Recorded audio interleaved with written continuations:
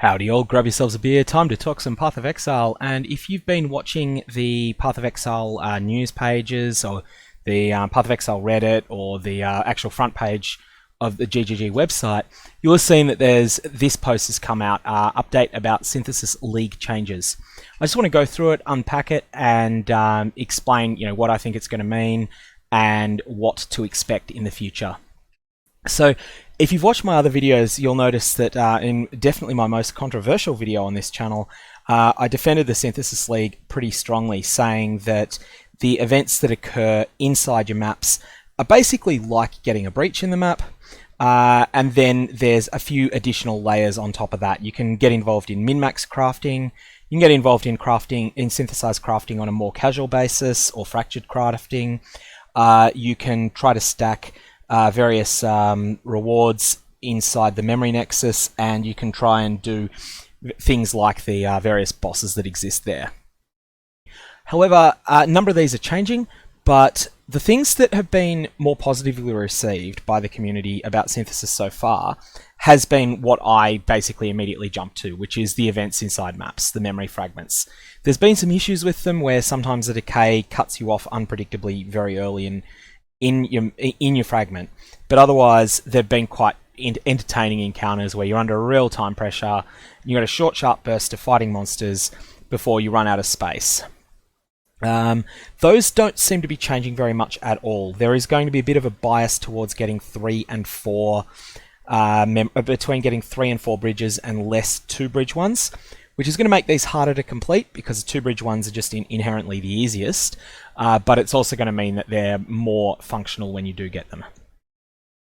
However, I'll go through the rest of the league hasn't been as well received. Like I said, I quite like it, but I will accept that I'm in the minority there. I think these changes will help a lot for the people that don't like the rest of the league. And so if you're someone that's been disappointed so far, definitely give it another try when this patch goes live. So just going through everything. Firstly, they talk about monster density, and apparently there's been a major bug where instead of pack size modifiers increasing the raw number of monsters in a map, or sorry, not in a map, but in a Memory Nexus zone, what they've been doing has been making the individual packs larger, but also fewer. So you might go from having 5 packs with 14 monsters in each to having just 3 packs that each have 23 monsters in them. In both cases, you've basically got 70 mobs, and so you don't really gain anything by stacking monster density at the moment. Now, I hadn't noticed this bug, but I had heard people complain that the pack size increases would just not seeming to have any effect. In any case, they're asserting here that that's going to be fixed, and they've also found problems with small and medium-sized memories having more monsters than expected. So after all of this is fixed, monster density in small memories should be lower, in medium memories should be about the same, and in large memories should be higher. And because small memories only appear in monster levels 1 to 50, this seems like it will be an increase in the number of monsters. This is not in the memory fragments that you encounter inside maps. This is in the Memory Nexus zones, so the actual tiles when you place them and run them. Additionally, you'll be able to get breaches and abysses in these zones. That's all going to be upside, and that's going to mean, particularly getting abysses, it's going to be much easier to get item level 84 abyssal jewels, which are pretty rare at the moment. Currently they can only really come from a few places. They're going to be much more common than they are now. Breach is of course always a bonus, like everyone loves getting a breach. They're basically like getting a memory fragment inside your memory fragment, now you get a breach inside the memory fragment. Distant memories, absolutely agree with these changes. They're saying here that they're too unrewarding, and that's right. I quickly learnt not to bother running these. They were one of the parts of the league that was truly disappointing. So they're significantly increasing both the quality and quantity of rewards yielded by the chests in reward memories. So I'm kind of thinking one of the changes that they made during the Delve League was to add behind fractured walls, which initially had the same problem of just not really being worthwhile going for. They added in the hidden... There had always been, I believe it was hidden wealth already there. they added in hidden riches and hidden opulence as a as a big upgrade and a small upgrade on that node. So instead of just getting a currency node, you could get a normal currency node, a better currency node in the Delve, or a far better one. The far better one always contained one of the very rare currency items, so Divine Orb, Exalted Orb, or a Annulment Orb. So essentially you're getting a currency orb that is of a type that you would only normally see in approximately 1 in 50 maps, assuming that you're just having a normal level of investment in your maps. So you're not going out of your way to stack everything you can. You're just running Chisel, Alchemy, and Veiled maps. In that context, you get one Exalted Divine or Annulment Orb approximately every 50 maps, and you would start getting them approximately 1 in every 150 fractured walls. You'd get a hidden opulence. So I'm kind of curious if we start seeing things like Exalted Orbs dropping in those places, particularly Annulment Orbs in this league. This league economy, Orbs of Annulment should be much more expensive than they are now. I've been saying this on Reddit. I haven't actually gone and bought them up because I don't have any league goals that involve amassing currency this league, but I expect Orbs of Annulment, given how rare they are and how precious they are in the league crafting mechanic, I would not be surprised at all to see Orbs of Annulment exceed the value of an Exalted Orb in this league. Anyways, so short sidetrack there. They're also saying that upon approaching the reward chests in a distant memory, you'll get a pop-up saying that you've found them, and if you get hit by the decay, so what they're saying here is that if you get captured by the decay when you are extremely close to the reward chests, you will be teleported to the reward chest rather than to the entrance. Now that sounds bad, but keep reading because it does get better. As players want to be able to retrace their steps out of the distant memory, there will also be a portal to the start bridge. So you'll be able to freely travel between where you entered the distant memory, the distant reward memory, and also the reward section. So once you beat the zone, you'll have unlimited access both to the spot where the chests are and back to the start. So yeah, that's all really positive changes. I do hope they don't go overboard, is the only thing I'll say with the increasing the quality and quantity of rewards.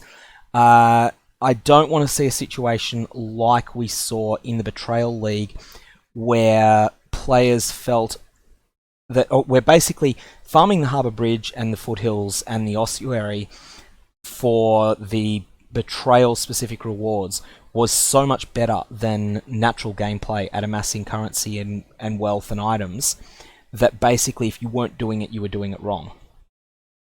I don't want to see a situation where these rewards are so compelling that players that don't like the Memory Nexus feel they must chase down all the distant memories. I want them to be compelling, but not ridiculous. Now, moving memories. Players can now move memories. At any place where you can place a memory, you can now select another placed memory and move it and its global mods to this new location. This will be a real improvement. The ability to move a zone that you've already run through once should just be something that will be absolute and utter gold. So yeah, I'm really looking forward to seeing this in action, but I'm already thinking in my mind of a few tricks with it. Now, memory modifiers. These have been intriguing so far. There was a test someone did where they, through a lot of gameplay, like we're talking hundreds and hundreds and hundreds and hundreds of maps, they stacked 121 of the memory modifiers onto a single zone. This was primarily for science. They just wanted to see how insane a zone they could make and what they'd get in the way of loot. Anyways, they ran this zone with 121 bonus mods on it, and it came out with about 10 Exalted Orbs, which, yeah, it's not terrible, but it wasn't worth the amount of time that it took them to set up. What they're doing, though, is they're changing them. Instead of memory modifiers adding a small buff to pretty much every active tile in the Nexus, like everything that's connected to where you are, they're now going to apply a much bigger buff, but only to a maximum of 5 tiles. They'll affect the memory that you will be able to select a single memory on the Memory Nexus, and apply a modifier to it and to all immediately connected zones. So you're also going to be capped at 5 of these global mods on any given tile.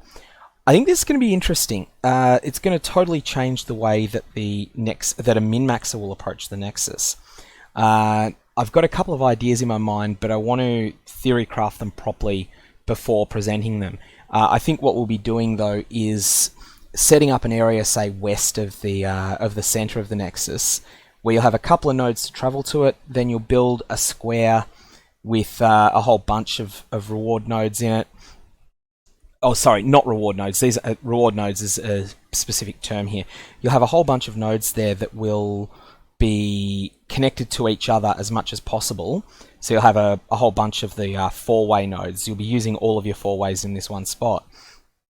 And then you'll be hitting these with all of your global mods when you get them. So when you go to a distant memory and you pick up a memory modifier there, you'll then stick it on one of your four-way nodes in the center, and then you'll amp up all of these nodes. Once you start getting to the point that you've got 5 mods on lots of them, you'll then go and you'll run them all at once. But I want to, I'm not actually suggesting yet that we do that until I see it in practice, and then we'll be able to make a certain decision then. Fractured items can now drop from any memory, not just memories that are currently decaying. We've also increased the average number of fractured mods that drop from rewards chests. This is going to be interesting. This is going to possibly seriously increase the amount of fractured items that are in the economy, which is going to make it easier to find niche ones. People will have seen, if you've watched my video where I learnt just how little I know about the synthesized item crafting, I tried to craft a Hand of Wisdom in Action style dagger and ended up making a spellcasting stat stick that also is based on intelligence stacking. You'll know that the fractured items that are desirable are often not ones with inherently strong mods, but with specific combinations of them. I think that now we'll have a situation where specific combinations will be much more available on the market.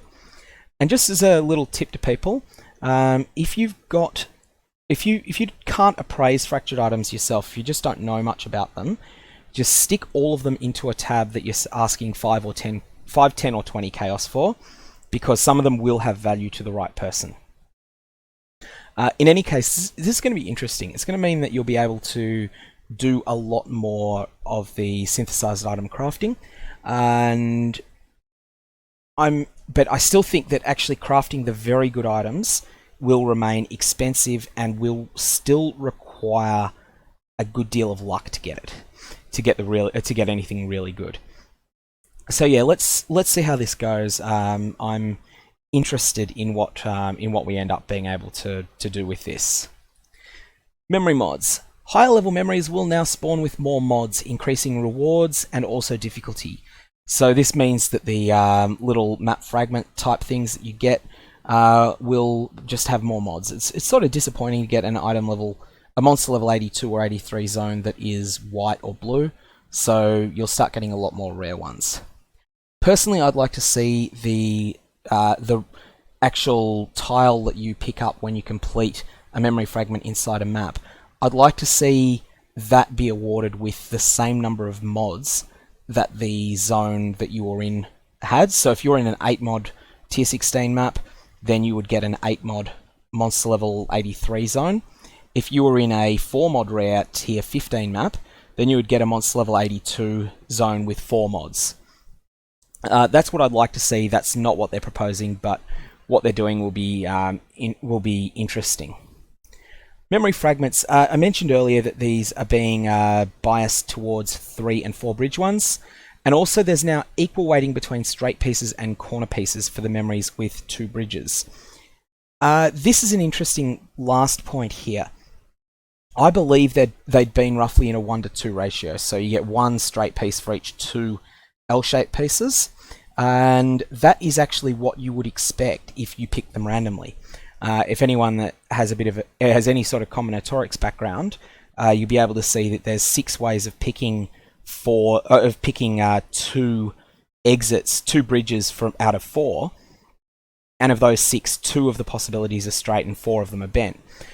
So that they're actually going to be biasing it away from that sort of natural setup and towards a 50-50 split between straight pieces and corner pieces. That's not going to make much difference because we're still going to, by and large, not want to use the 2 bridge items that often. Boss encounters. This one's interesting. The synthesis boss encounters now have the mods of the memory that the portal to their areas was created from. This will in general make them more difficult, especially at higher levels. This is going to be quite the change, and yeah, I'll be really interested to see a lot of crazy death videos that are caused by this. And finally, this is one that I think will make everyone that's done any real planning of paths happy.